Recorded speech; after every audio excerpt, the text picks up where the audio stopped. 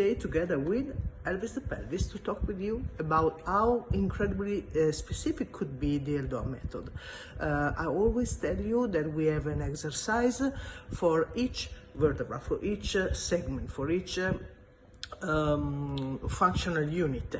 And remember that we have ELDOA not just for the spine, which are the most important in my opinion, but we have ELDOA for the shoulder, for the sternum, for each ribs, for the coxofemoral joint, etc., etc. But now I want to focus myself with the pelvis.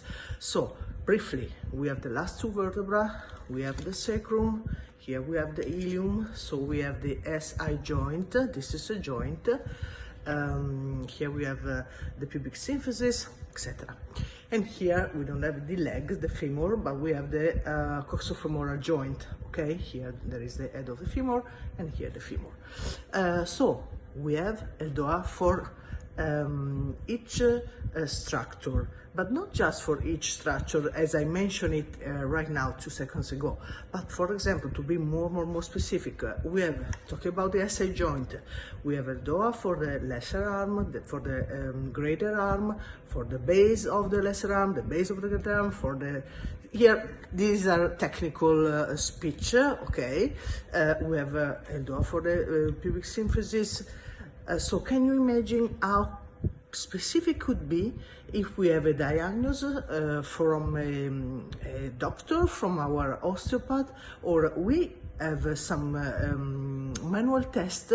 They are not muscular tests, but we can use our hand on our clients and determine how the position of the sacrum is it in torsion, etc. Now, of course, I'm simplifying all this speech. Remember that when we talk about the pelvis, we are talking about a strong system of ligaments that hold in place the sacrum here, and we are talking, as we always say, about the foundation of the posture in the human body. So it's complex. And remember, can you imagine how important it is to fix a problem in our clients who has a problem in the coxofemoral joint? Many people were candidate to a hip replacement and avoid it.